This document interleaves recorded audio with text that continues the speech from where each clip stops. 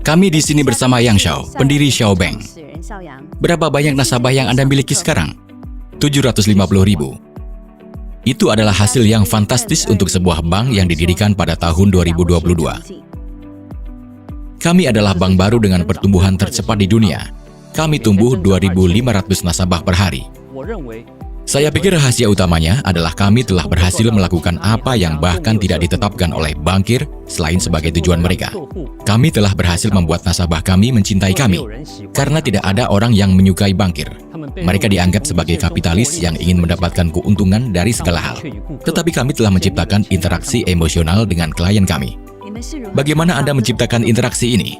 Lebih dari separuh nasabah bank tidak menggunakan pinjaman. Dan kami juga membuat ketentuan bagi nasabah bahwa mereka tidak membayar bunga untuk menggunakan pinjaman kepada bank. Kami memiliki penawaran terbaik di pasar dan sistem penilaian yang unik. Rahasianya adalah ketika Anda merasa mudah dan nyaman dalam melakukan kegiatan sehari-hari, Anda akan mendapatkan emosi yang positif.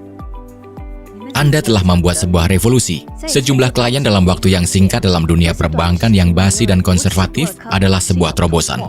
Dapatkah Anda ceritakan apa rahasianya? Sangat penting ketika Anda menentukan strategi, bagaimana Anda akan berkembang.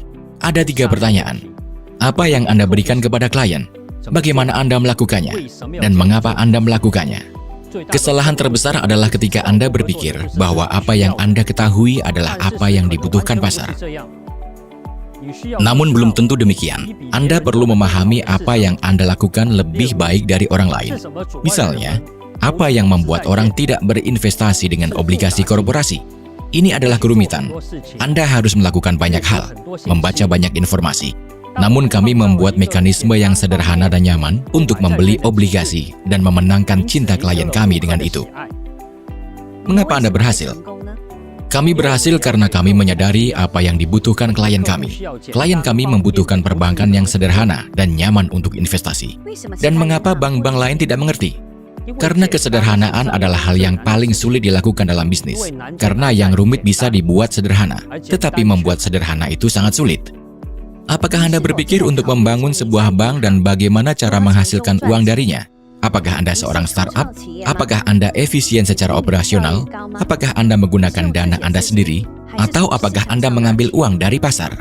Keuntungan tidak akan pernah bisa menjadi alasan untuk tindakan Anda. Itu selalu merupakan konsekuensi dari melakukan sesuatu yang benar.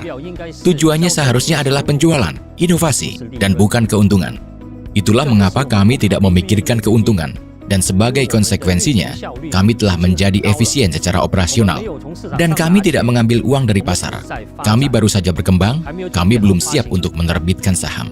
Sekarang semua analisis dunia mengatakan bahwa krisis tidak dapat dihindari. 3,2 kali lebih banyak pinjaman yang dikeluarkan daripada yang dihasilkan dunia. Apakah Anda siap menghadapi krisis? Kami siap menghadapi krisis. Karena Xiao Bank diciptakan untuk bekerja dalam kondisi ekonomi apapun. Bagaimana Anda menghasilkan 1 juta pertama Anda? Saya bekerja di Global Future Enterprise Group, dan kontrak tahunan saya berangsur-angsur meningkat. Pada tahun 2006, di akhir tahun saya diundang dan diberitahu bahwa saya telah melakukan pekerjaan dengan baik, dan ini bonusnya. Dan kemudian 1 juta muncul di rekening saya. Jenis mobil apa yang Anda miliki? Saya punya Mercedes Maybach di sini, dan di London saya punya Tesla Model X. Istri saya punya Porsche. Kapan Anda memulai Xiao Bank? Kami mulai pada musim gugur. Kami merayakan ulang tahun kami pada tanggal 28 September. Musim gugur ini kami akan merayakan 2 tahun. Bagaimana ruang pribadi Anda diatur? Olahraga, perjalanan, berapa banyak yang Anda habiskan per bulan? Saya berlari setiap hari di pagi hari. Kemudian saya pergi ke kantor. Kami mengadakan rapat proyek sepanjang hari. Kami selalu berada di tempat yang berbeda. Bisa di Hong Kong atau di Inggris. Biasanya rapat bisnis sampai jam 6 sore. Bagaimana Anda mengatur pagi Anda? Apakah Anda membuat buku harian atau membuat catatan secara elektronik?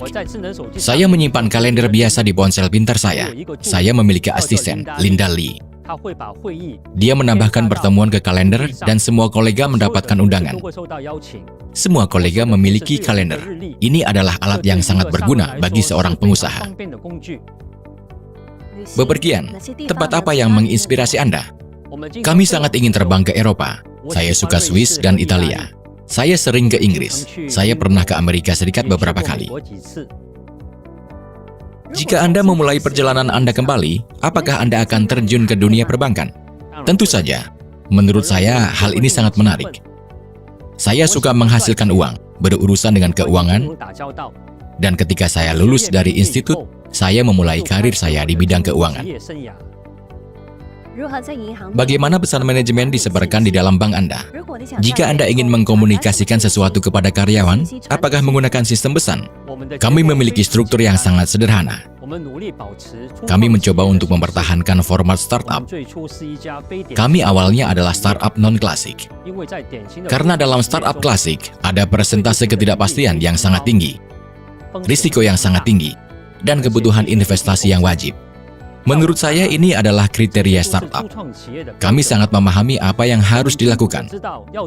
Kami tahu bagaimana melakukannya. Kami memiliki pemahaman tentang pasar. Saat kami memulai, kami membuat rencana bisnis yang cukup berani. Dengan pertumbuhan yang agresif, kami melampauinya 3 kali. Apakah Anda harus menetapkan tujuan ambisius yang besar?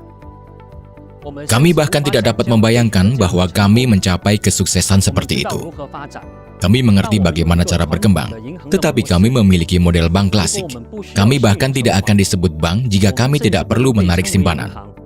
Kami membuatnya sangat nyaman bagi klien untuk berinteraksi dengan layanan. Dan kami disebut bank agar nasabah memahami bahwa kami memiliki dana jaminan. Jika Anda menempatkan deposito atau membeli obligasi, itu akan dikembalikan bahkan jika terjadi sesuatu pada bank. Kami membayar kontribusi setiap kuartal, sehingga menjamin keamanan dana nasabah. Saran apa yang akan Anda berikan kepada anak berusia 20 tahun? Aturlah hari Anda dengan lebih baik dan perbanyaklah membaca. Buku apa yang mengubah hidup Anda? Buku Tough Management oleh Dan Kennedy telah banyak mengubah hidup saya. KeyCoin, token P2P, untuk apa produk ini diciptakan? KeyCoin adalah perpanjangan dari ide kami untuk sepenuhnya independen dari faktor eksternal. Seperti yang saya katakan sebelumnya, kami siap menghadapi krisis apapun.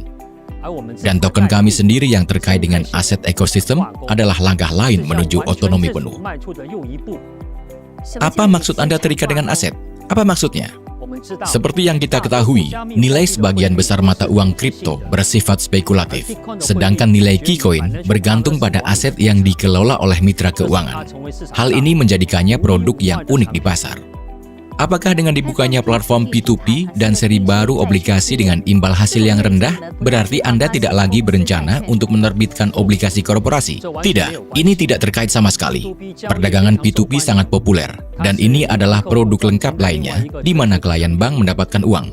Mengenai penerbitan obligasi, bukan kami yang mengatur imbal hasil, melainkan perusahaan-perusahaan yang mengatur imbal hasil. Kami menerima permintaan pembiayaan dan kemudian diserahkan kepada kepala ahli obligasi kami, Rong Tang. Jadi, ketika kami mendapatkan permintaan pembiayaan, maka kami akan menerbitkan obligasi. Bagaimana Anda melihat masa depan? 5-10 tahun dari sekarang? Kami memiliki statistik yang menunjukkan bahwa dalam 4-5 tahun, kami akan mencapai lebih dari 100 juta pelanggan. Dan ini baru permulaan. Kami akan melanjutkan pertumbuhan kami karena saat ini kami hampir tidak memiliki pesaing. Kami menetapkan standar baru dalam dunia neobanking, dan saya yakin masa depan ada di tangan kami. Terima kasih atas perbincangannya. Rencana dan inovasi Anda sangat mengesankan. Kami berharap Xiaobank sukses dan berkembang lebih jauh. Terima kasih atas ketertarikan Anda pada kegiatan kami. Kami akan terus berupaya melakukan inovasi dan meningkatkan layanan bagi para nasabah.